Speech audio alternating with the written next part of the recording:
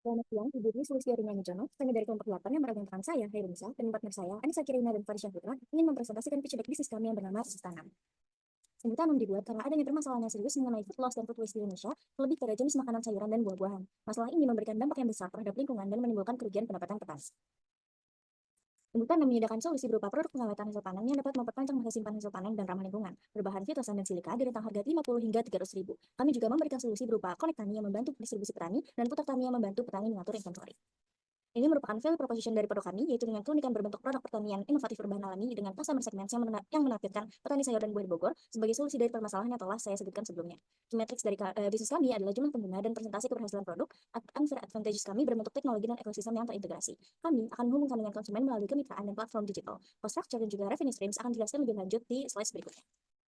Overall, tujuan dari bisnis kami adalah produk kami dapat menjadi solusi yang bisa meringankan beban permasalahan dari petani.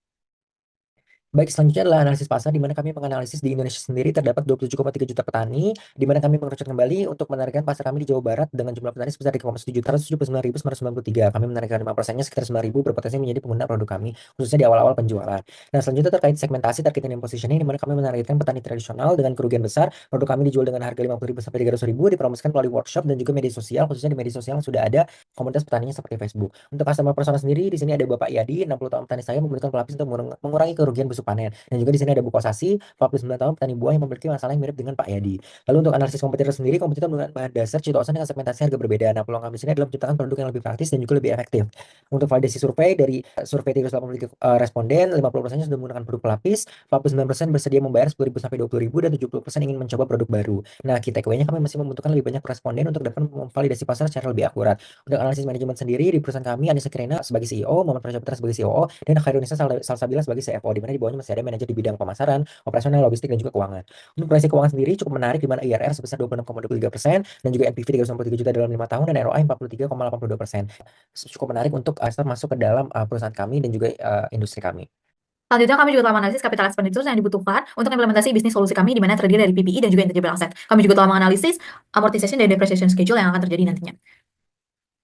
Selanjutnya, kami juga telah menganalisis financing schedule yang terbagi menjadi 6 ownership, di mana percentage yaitu sebagai 16% sampai 20%, dengan dividen yang dibagikan pada tahun 2002.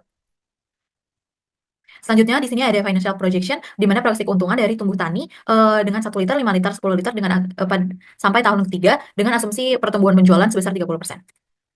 Di sini, selanjutnya kami juga telah menganalisis harga pokok penjualan, di mana terdiri dari citosan, silika, dan juga kemasan pada 3 tahun ke depan.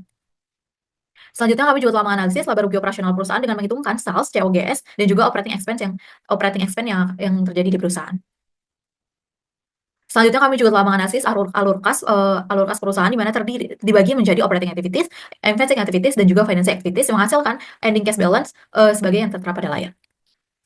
Akhir kata, kami percaya bahwa sustainability is the things to do, is the smart things to do, and it's the profitability things to do. Dengan adanya implementasi inovasi ini, tumbuh tanam tidak hanya dapat membantu permasalahan food loss dan food waste di Indonesia, tetapi juga mendapatkan profit yang berkelanjutan untuk bisnis tumbuh tanam sendiri. Sekian dari kami, terima kasih.